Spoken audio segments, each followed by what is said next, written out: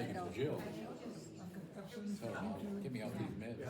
Okay, good morning. Morning. Morning. Thank you guys for coming. This is exciting, and I know that we've got some folks that I've hadn't seen before, and we welcome you guys. My name is Tina Eddy. I am the program director here at Sharp, primarily focusing on recreation, wellness, and health. And I'm going to tell you what I am, and I'm going to tell you what I'm not, so you have a clear picture at the beginning. I am not a physical therapist or a nurse, nor in the medical field.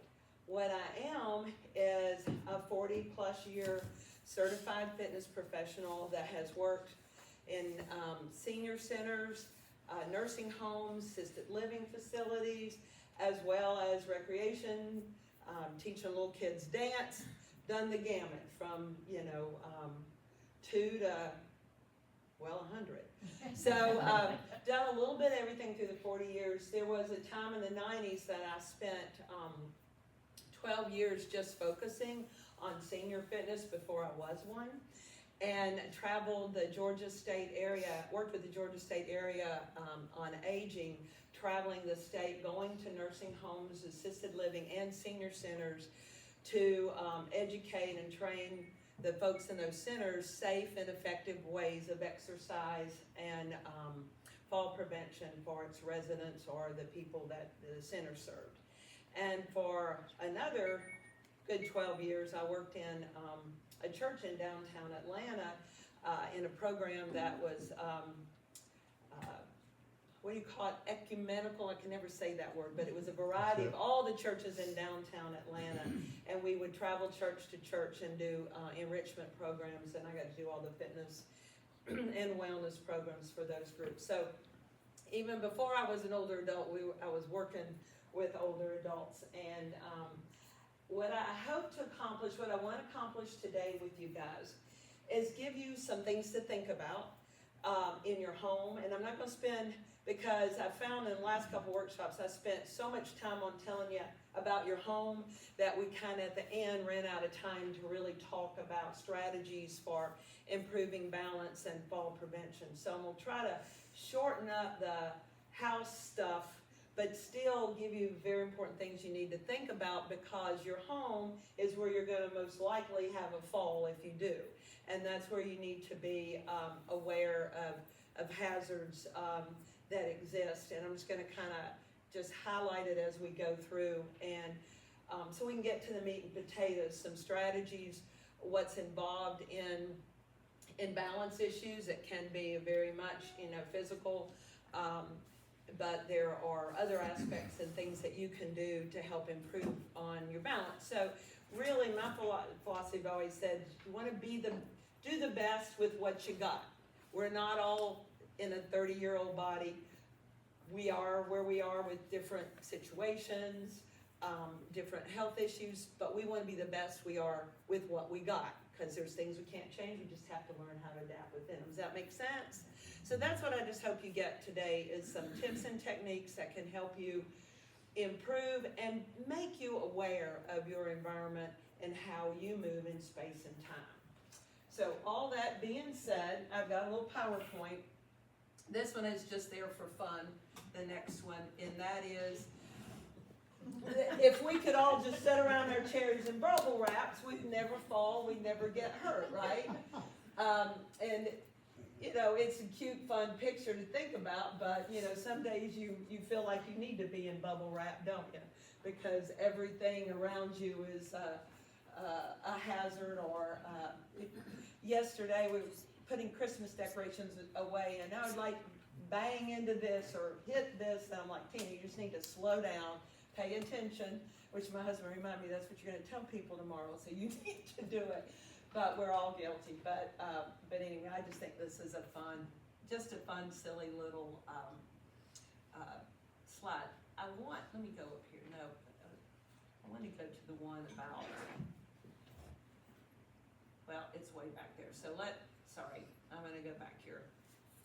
Because I was going to, I can do this. All right. What I was going to give you is some stats. In the U.S., the population of older adults is expected to double by 2060 from 48 million up to 98 million. And life expectancy has increased. It used to be 68 in 1950, thank goodness it's not that now, to 79 and a quarter in 2024. So the good news is we passed 2024, so I'm sure there's a new stat I don't have yet on what your average life expectancy is. 1 in 4 Americans age 65 and up fall each year. And every 11 seconds, an older adult is treated in the emergency room for a fall, and this is staggering, and every 19 minutes, an older adult dies from a fall. So falls are the leading cause of fatal injury, but it's also a leading cause of the beginning of immobility and not being able to take care of yourself and live independent. So that is just something I wanted to throw in right off the bat. Reviewing home safety real quick. Most falls do occur in the home. And stairs. Let's talk a second about stairs. Light switch on when you go up downstairs, yes. Don't go downstairs with all your Christmas decorations in your arms and you can't see your feet. Make sure if you have a dog, he or she is not up and down on the stairs with you. And nothing loose on the stairs. Try to have a handrail if you have that. Don't leave objects setting on the stairs. And this one that stood out to me, I don't do it in this house, but previously, do not leave loose area rugs at the bottom or the top of the stairs, because if for some reason you hit that just right, it can go right out from under you. And just be mindful if you're carrying things. Honestly, it's better to make 2 or 3 trips and give your quads a good workout and your heart than to try to get everything up and down the stairs in one trip. Anybody guilty of that? Nah. So stairs, yes, stairs are very much, can be a hazard. We're going to talk about the bathroom. What's the biggest reason why the bathroom's a hazard? Water. It's wet, right, it's a wet room. So anything you're dealing with and walking on can get wet and cause you to slip. The way that you can counter that is with a slip-resistant rug, grab bars, no rugs at all could be an option, and non-stick stuff in the bottom of your bathtub or shower. Just being sure you're stabilizing yourself and taking time when you are in the shower. And if anybody has anything to add, just raise your hand. I'm going to kind of, like I said, go through this a little bit quicker than normal. The bedroom. Okay, this is a biggie too, because you sleep and if you ever have to get up in the middle of the night, whoever does, anybody ever have to do that? Go to the bathroom. How many times? How many times is the question. But you need to have some light. And then some people like, oh, well, you don't want light in your bedroom because it interferes with whatever. I don't care. There needs to be some sort of light, or even if you have a little flashlight that you can have near your bed, so that if you do have to get up, you need a path, a light in the bathroom, a light in the hall. Just make sure that you've got a way to see what's around you.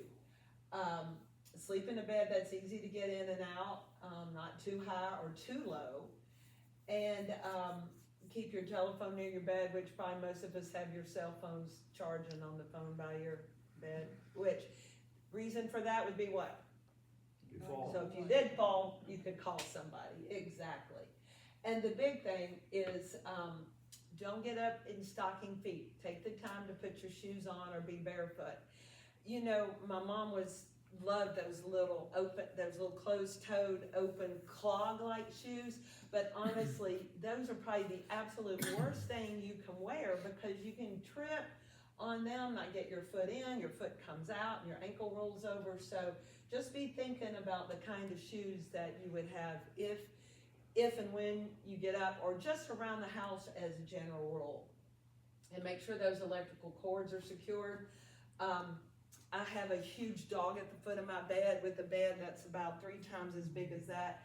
Every time I get up, I gotta make sure that A, he's not laying halfway in the floor off the bed, and 2, that I don't trip over that bed. So, there are certain things that your home is unique to you, so let's be kind of thinking, how can I improve the status of safety in my bedroom? Electrical cords, we said that. All right. Living area.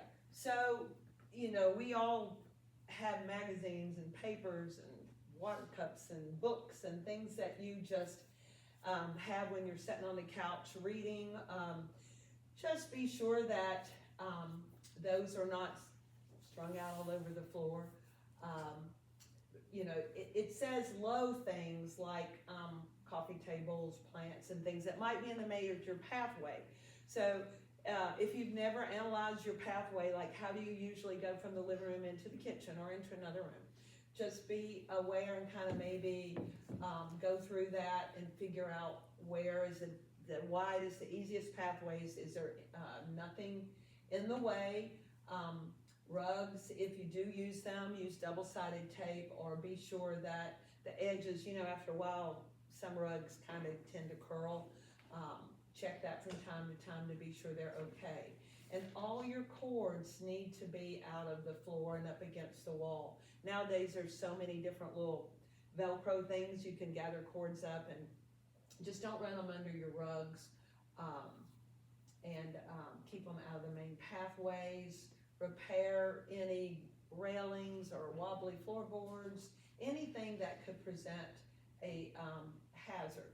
Now, I know you don't want to go out and buy new furniture, but you need to be aware that if you're on a couch and it is lower than a 90-degree angle from your hips, that is probably not a good every day in and day out you getting up and out of, because the first thing you're going to want to do if you're that low, you're going to put your feet back here and you want to use your kneecaps to pull yourself up. And it means then you're taking the heaviest part of your body and you're putting all that force against your knees to get up. So if your hips are higher than your knees, then you can use your quad muscles. You have your legs in a 90-degree angle, and then you can put the weight in your heels and get up. So if you do have a low furniture, put you a pillow underneath the cushion, or a pillow on top of the cushion. Just do something, bring your hips above the 90-degree angle with your knee. They need to be higher than your knees for a safer up and down. Does that make sense? Because there's a lot of chairs and sofas that are really low. That's not going to be the best for your knees or your balance. Questions so far? I know I'm going kind of quick, but we good? Tina, I did see a yes. thing the other day. It was like grab bars, and it just slid under your sofa cushion, and then you had two handles. That's cool. Would help people that had trouble getting up. That's cool. Yeah. There's so many different, different kind of assistive Yeah, stuff. it just slides under, so it secures you. Of course, there are those chairs. The toilets. There are those chairs, electronic, that you sit down in. And it pushes Y'all know you what I'm up. talking about? My mama had one, yeah. You have two, and she'd like, and then the chair would stand her up. I think this is a lot cheaper. That's too funny. That's too funny. I would think. I tried to figure out how, when she passed, I tried to figure out how I could get it from Virginia to Georgia, but it's too big and bulky. My physical therapist said, don't get a chair like that, you'll never be able to get up That- yourself. And that was just the other part. It's like, if you don't use it, You lose it. you lose it, and that's it with everything. And it's true, you've got to make those quads fire and work, or once you lose your ability to transfer yourself from point A to point B, whether it's bed to toilet, sofa to use your quad, you're going into assisted living. So just remember, we got to keep those quads strong, and we're going to talk a bit about how we're going to do that too. The kitchen, another wet area and greasy area. So just be sure you clean up after yourself in the kitchen. Store your things away in an easy to reach way, because you don't want to be climbing up on stuff if you don't have to. And if you do, make sure you've got a good step stool with rails, and you've seen the ones nowadays for little toddlers. They get in it and it's like they're in some kind of little box. Throw rugs. I don't have any throw rugs in my kitchen. I used to, but you just trip. Don't stand. Main thing in the kitchen, keep things where you can get to them. Don't have them way up high, we have to get on the steps still. So how do you get down to the floor to clean up the grease that you just spilled? Well, actually, I had another class last year about safe ups and downs. So if y'all remind me, we have time, I'll show you how some safely ways to get up and down off the floor, because that's really, really important. Yes. Yes, thank you, Tom, remind me and I'll cover that real quick. And of course, our wonderful pets. How many people have fallen due to an animal? Yeah, probably more. Yeah, the last 2 times I've fallen, which has been for a while, have been because of my dog. If you have a smaller dog or cat, they suggest putting a bell or something so you can hear them, especially at night. Training your animal to walk beside of you and not to pull, or when seeing other animals or squirrels. Yeah, that ship sailed. I've got a greyhound, and when he sees something that moves fast, it's like, I'm going for it. But never wrap a leash around your fingers and thumbs. And I don't want to tell you a story of a friend, but literally, she was walking her grand dog, and she had it wrapped around here, and it almost tore her thumb off. So there's no need to do that, because A, you can't get out of it if the dog takes off, and you're going to hit the ground, and B, you could, hurt your arm, leg, shoulder, whatever. Let go. If they take off, let go, and get them later, but better that you don't get hurt. Questions on animals? I think that's pretty self-explanatory. Weather is, how many times do you hear of somebody that walked out of their house and hit a icy porch or sidewalk and went down and fractured a wrist or something? So sometimes you don't even know it's going to be icy either, do you?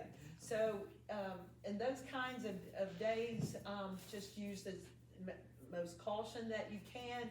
Anticipate it, treat the surfaces if you think it might be icy. Cover it with a towel or a rug or something before it comes, and you could remove that if you need to go down the steps. Same way with rain. If you are near the lake, you're doing a lot of stuff, getting on and off a boat, wear some water shoes with grips in them. No flip-flops, please. The biggest thing about weather, if you don't have to go out and be in it. Question on weather, okay. And so this was the that was a page I was looking for earlier when I told you about how prevalent and how life-changing a fall can be. All right, so let's get a little bit more about aging. So there are technically 5 types of aging. And basically, chronologically, it's how many years you are. Functionally, and the ADLs you'll hear used a lot, that's activities of daily living. Your functional age is how well you can perform your activities of daily living, the things you need to do throughout the day to live a full and functional life. You'll hear the word, and I use a lot too, functional fitness. So in the classes that I teach, we try to do activities and movements that will help you with movements of function that you do in life. And you may think, well, that, something I'm doing like that, I don't do that in life. Well, there are other things in life that those activities will train your brain to remember, muscle memory, and plus just strengthen the muscles you need to carry your groceries or pick up a grandkid. Biologically is your physical functioning, and that is internally what your health is. Psychologically is your cognitive performance, which we all know you're aging from different types of cognitive issues. And social, so you wouldn't necessarily think of social being a type of aging, but it very much is, because isolation brings depression, brings more isolation, brings you not wanting to be around people, and how wonderful it is when you're socializing with people to help you feel better, to keep you your mind sharp, and just to help you have an overall better feeling about who you are. And you probably know when people are isolated, either in their homes or nursing care or something like that, that the first thing that happens can be depression and their health goes down. So that is a form of aging as well that we need to be aware of. I think I may have said, no, I didn't. Listen. So after the age of 62, there's a marked decrease in walking speed, and that's usually because of dysfunction in your physical ability, your strength, your endurance, maybe your mental, physical health, and a loss of independence, and that will all bring a higher mortality rate at a younger age. Beyond the age of 50, there's a tendency for sarcopenia, and that is a loss of muscle mass. And I don't know if it's on this slide or another one, but between the ages of 50 and 70, without doing anything to improve upon it, you just through the aging process lose about 30% of your muscular strength, about 10% a year. So with each decade, you begin to lose muscle strength if you just relied on aging as we get older. But we don't have to do that. That can all be turned around with exercise, movement, and active lifestyle. And also in women, because after you go through menopause and postmenopausal, you have a greater chance of losing muscle mass because of not having enough estrogen or testosterone to support that. So the hormones get all wacky. A selective loss of fast twitch motor units, and it affects your ability to execute movements quickly or your reaction time. So my class, especially the class on Tuesday, hear me say all the time, we're doing our fast twitch muscle fiber work, meaning doing things slow, but also doing things fast, because if the brain doesn't have any muscle memory of ever doing anything faster, then it forgets that you can do it faster, and also the muscles get weak and lazy. So that is all parts of age decline, which doesn't mean that, you know, you have to accept it. We can improve upon it. Okay, so what helps with or contributes to our balance and mobility? Let me go back here on this one. Okay. Sensory. So the sensory system is your ability to anticipate and affect current and future actions as they respond to changes that have occurred. So sensory is your eyes, your hearing, your smell, your touch, all of that. So a sensory system is you are able to use those senses to anticipate what's about to happen. Like for right now, I'm on tile, but because I can see that there's wood floor here and there's a little bit of an edge, those sensory systems help me see that there's going to be a change here. Cobblestone brick, a walkway to concrete, we call curbs. So your sensory systems are what tells you, hey, there's a curb ahead, lift your foot. Or you're going up steps, lift your foot. And when those systems start to get not so clear, visual, hearing or whatnot, it's going to affect your balance and your mobility. And it could also be health related as well. Your motor systems are what provides the senses. So like, you know, your gross motor skills and fine motor skills. Gross motor skills are the bigger muscles that help you, you know, move things from here to here. But your fine motor skills will be things that like maybe writing, smaller movements with your hands, your feet, or whatnot. Somatosensory system is the information about spatial awareness and the location of your body relative to the surface. Have you ever been on a rainy day sitting in your car and you look out the window and the rain is rushing by the car and you think you're moving in the car, but it's the rain moving around you? If you have a sense of, and it can throw you off.